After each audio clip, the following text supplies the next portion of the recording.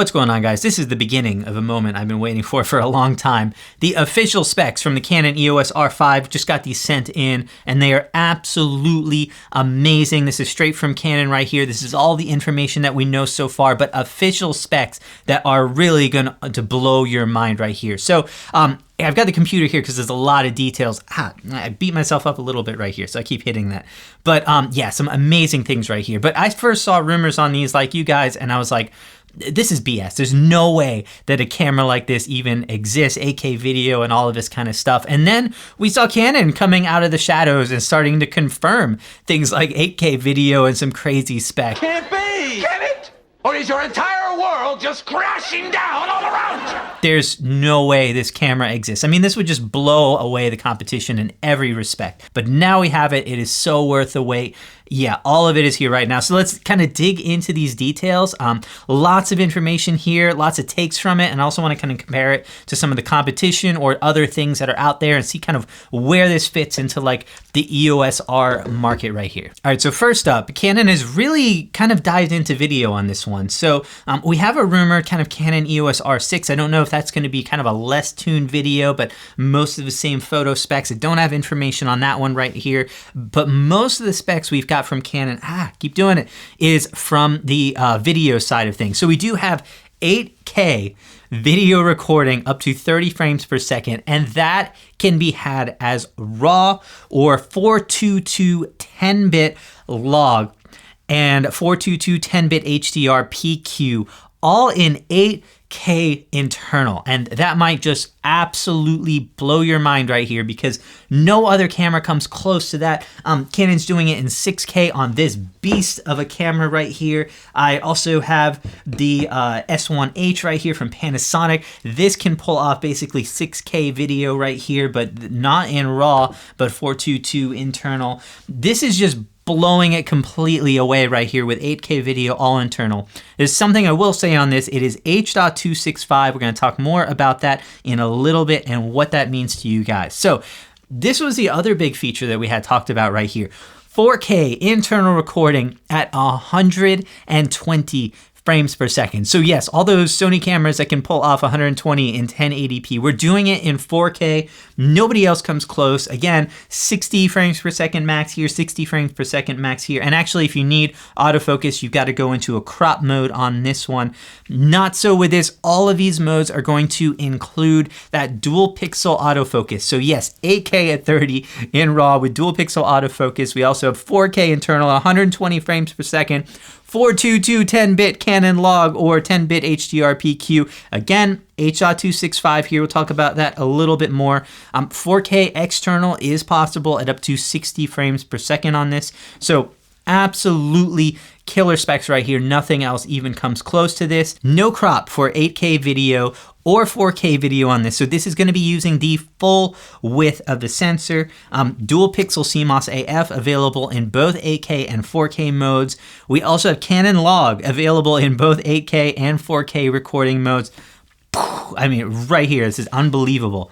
A Canon first right here. The EOS R5 will have the image stabilization built into the body via the sensor. We assume this would be the case for a while. Canon has been talking about working on this technology. Pretty much every other camera has it too. So Canon's actually a little bit late on this one. However, Canons will work in conjunction with the built-in image stabilization on their lenses, and most of their lenses right here have it built into them. So like this is the 15-35. It also has IS into it. So I do think we will see some of the best image stabilization on the market, especially when using it in combined with these zoom lenses that do have IS built into it. Also the 24-70, 70-200, all those have image stabilization built into it. One of the only ones I use is their 51.2 that doesn't have it built into it, but we do have it on the body, and that's going to be huge here. Now, the other big takeaway is going to be dual card slots, and this is something that Canon kind of confirmed before.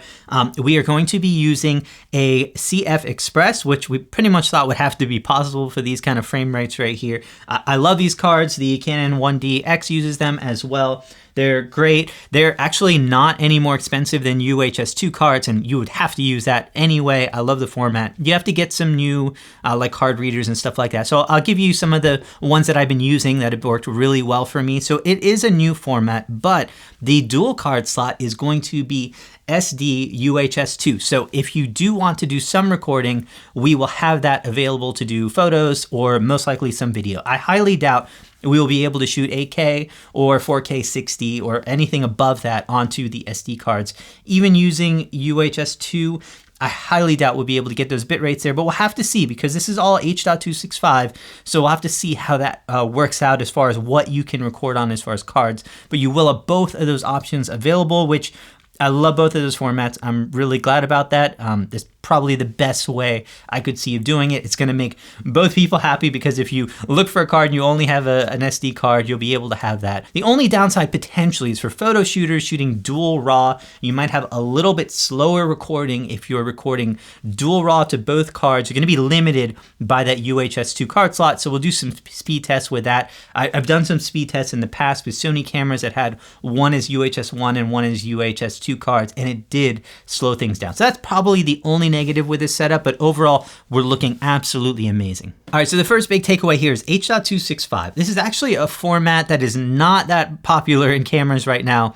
Samsung NX1, I had to go back and pull open some of my footage from that because that camera actually shot H.265. And back when I had that camera, pretty much nothing played it back well. So I was converting almost every file to be able to use it. Well, now we're in a different age, right? Pretty much every computer that is after 2016, 2017 will play back H.265.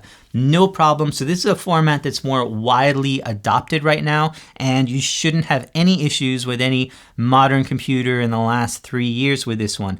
Now, H.265 means that we can record basically at about 30 to 50% less space for the same kind of quality, and that is a huge improvement right there. And so that means that these 8K videos are probably not going to take up as much card space as you're probably thinking they would on here. It also gives Canon more room to be able to improve that bit depth and stuff like that and the bit rates and still keep file sizes under control. I've also found that you don't need as high of a bit rate with H.265. It just does a much better job with decoding and encoding the footage and makes it look a little bit nicer. So I do think that we'll have a lot more room to be able to play with these files here than we would have. And I don't even think H.264 can even support 8K 30 frames per second. So this is definitely the way to go here. It'll be a little bit of a change. My Mavic 2 Pro also plays back H.265 if you record D-Log 10-bit. So it is going to be a little bit of a new format. You're probably not used to playing it back unless you have like a Mavic 2 Pro or something like that that uses it. However, these files work really well.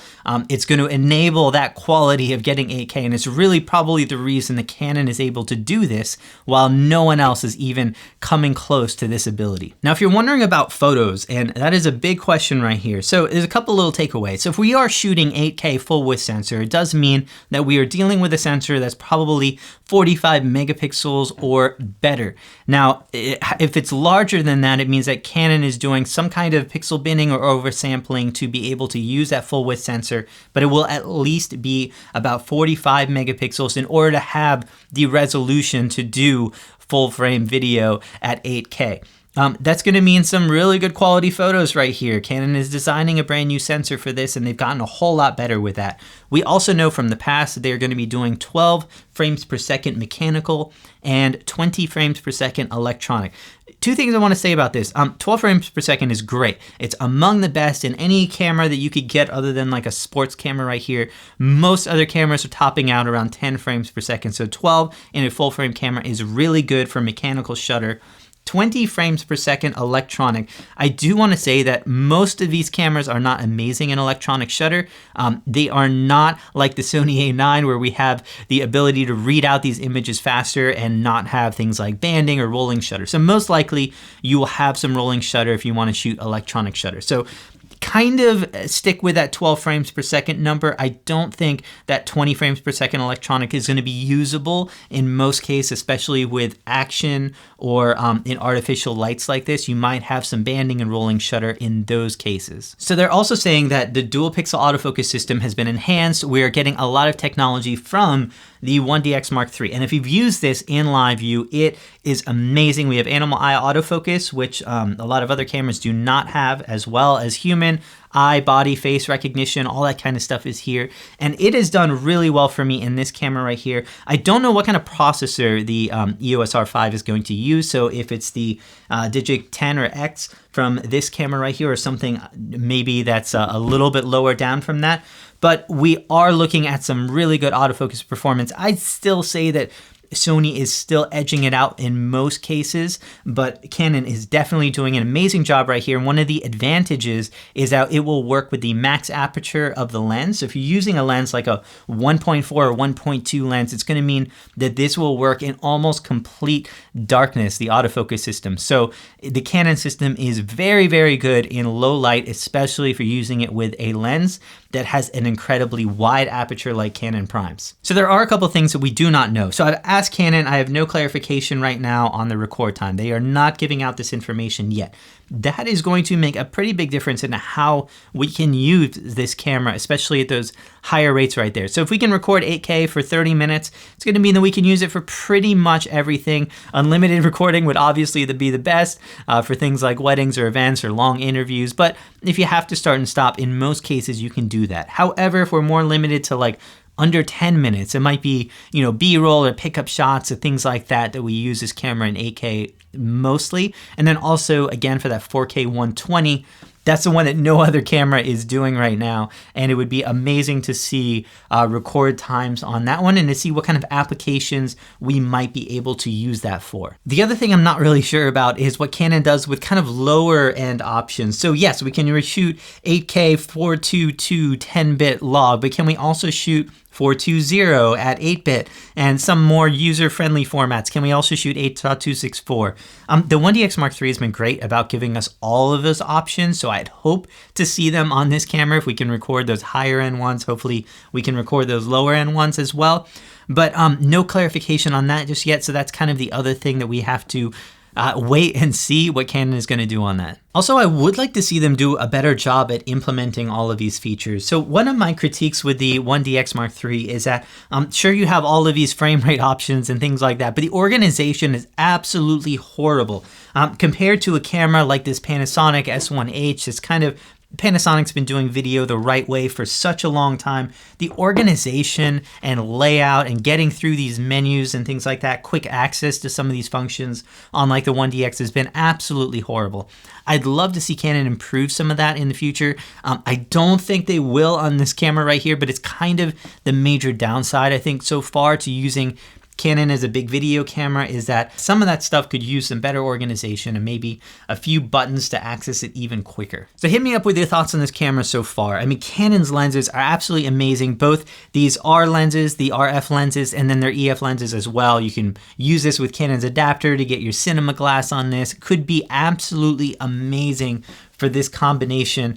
Canon also makes one of the best adapters. It's literally my favorite series. You can get it with built-in NDs. There's just so many options right here. And I do think that this is going to be a very awesome camera right here. We don't have details on price yet. The release date is kind of in the air right now as well, mostly because of the sickness that we're all dealing with right here. So whether Canon is going to wait a little bit for the market to come back or go ahead and release this camera, I'm not sure yet. I hope they don't delay it too much. I'd really like to see this camera as soon as possible. So that is it right there. Hope you guys are enjoying this. Hit me up in the comments below with your thoughts. Stay tuned. Awesome videos coming out. And again, when this camera is in, gonna get it in, put it through all of these tests, compare it to all of these other options right here, and expecting some amazing results there. So thanks guys, hit it with a thumbs up and subscribe if you haven't already, and I'll see you guys soon in a new video.